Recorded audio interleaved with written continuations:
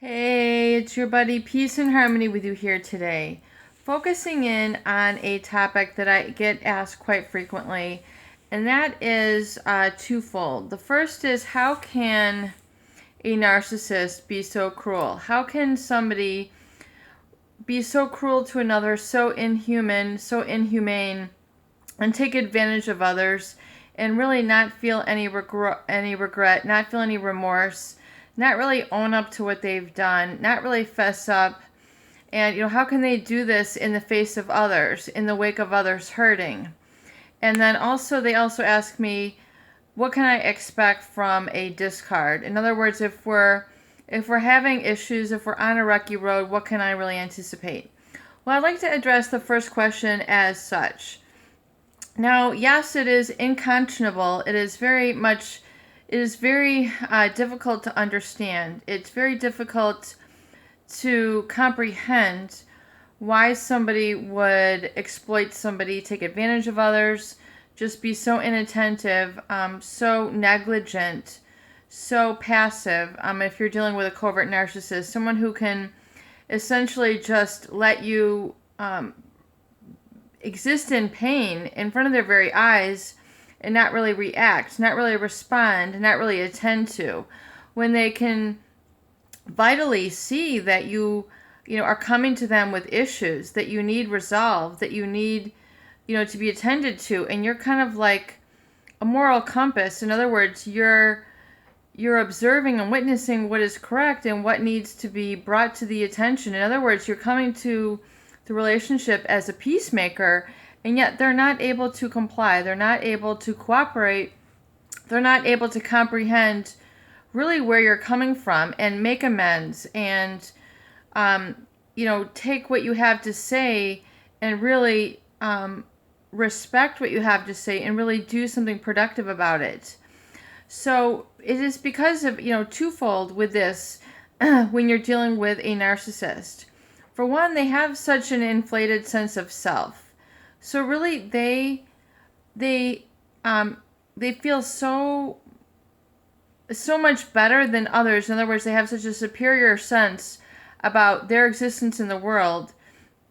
So much so that they're willing to hurt others, exploit others, take advantage of them, even when most people would draw the line and would say, it's not that important to me. I'm not that important. In other words, it's not worth it for me to hurt, abuse, exploit, and, ignore people. Most people would not cross that line. In other words, they would more than willingly give up of their time to attend to somebody who's hurting, who needs help, who needs assistance, who needs someone over their shoulder, someone who needs someone to discuss things with, and really truly help. And generally, most people, as we're saying here, with various forms of intelligence and levels of apathy and communication styles and emotional intelligence, they would be there and attend to that person. They would meet eye to eye, toe to toe, belly to belly. They would be able to connect with that person.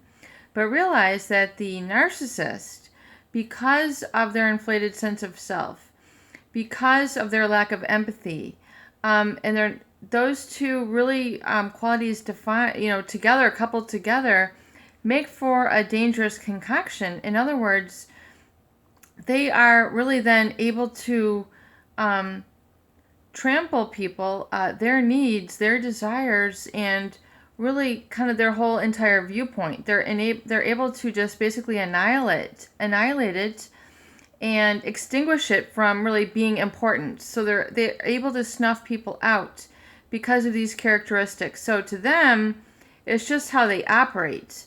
So when I talk about really, healing through narcissistic abuse, the more you can become aware of it, the more you can acknowledge it, and the more you can accept that this person is how they are, and to let them go in love and not in judgment, because there's nothing you can do to change them, no matter how much time you've spent, no matter how many arguments you've had, no matter how many times you've enabled them or try to explain why things should be different to them, or however, for however long you have been there supporting them when you did not know any better, and you suffered emotionally to better them and to better the relationship. It truly cannot be changed. So realize that this is just how they are. It's business as usual for them. And I think that they acknowledge it, that they've done something wrong, but they really are not able to change. So, it's very, they're afraid of really being confronted and exposed for being that sort of person. So that's why I think that the narcissist generally has that pre-calculating methodology to when they go about the discard.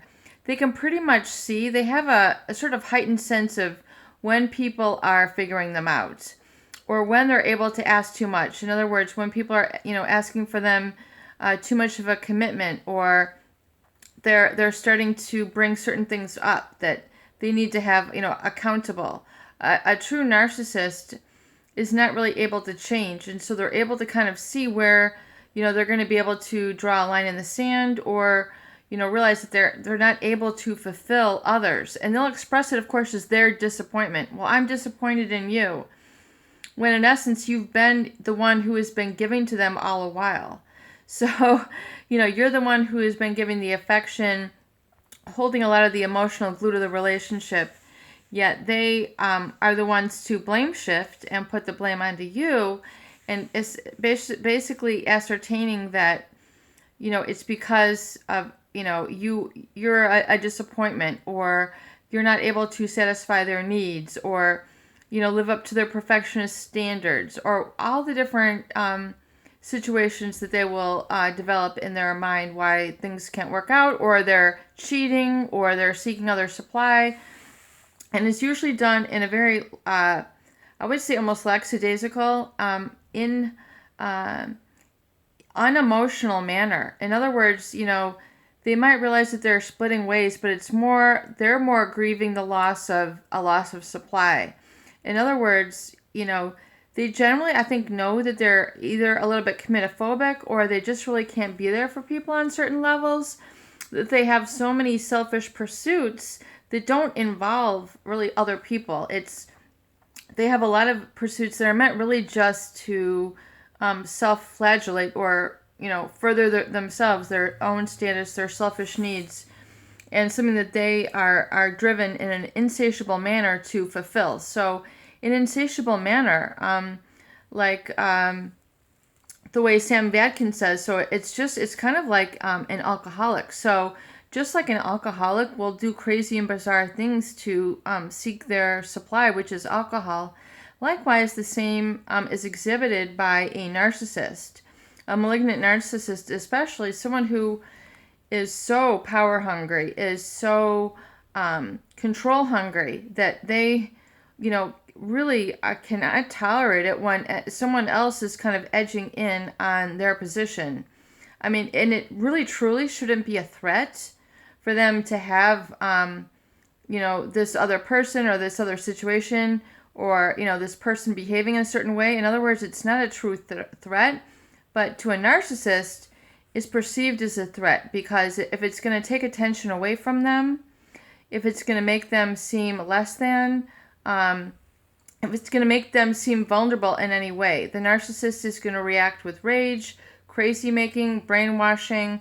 They're going to go into that devalue and discarding phase, and they'll do it very quickly, and oftentimes in front of people's face, and usually it's very alarming at the speed at which they are able to, quote unquote, pick up new supply, or, find themselves in new relationships. They've been married for years, and then, next thing you know, they've discarded this person and they're on to the next.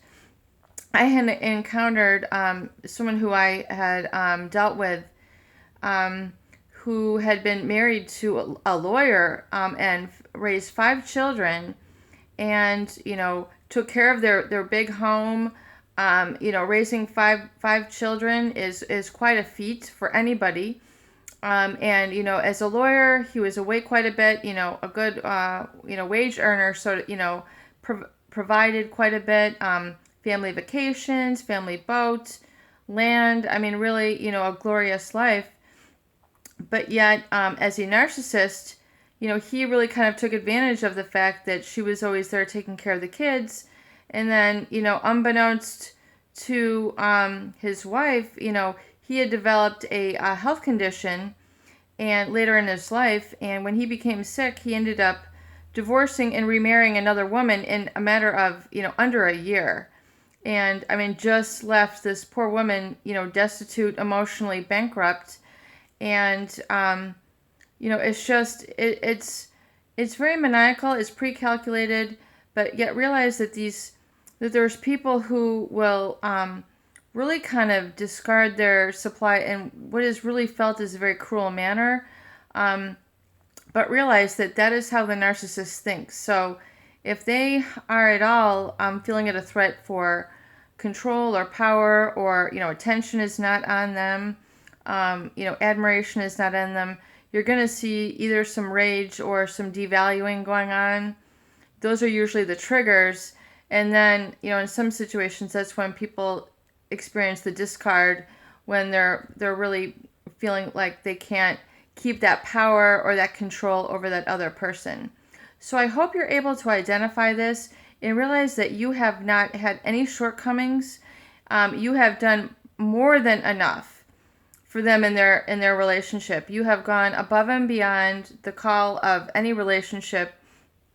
You've probably given way too much of yourself emotionally to this person, way too much from your heart, where even it was, beyond logic, the amount of affection and love that you had given them, and especially to receive such treatment. So that's why when people perceive it as cruel, I mean, it very much is so.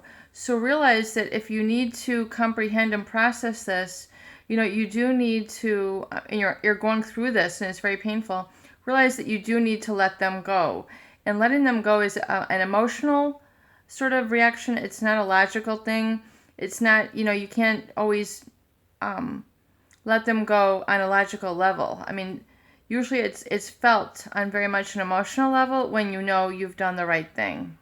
Peace and harmony with you here today. I hope these videos do help. Please share and please subscribe for more great tools, videos, discussion, and support.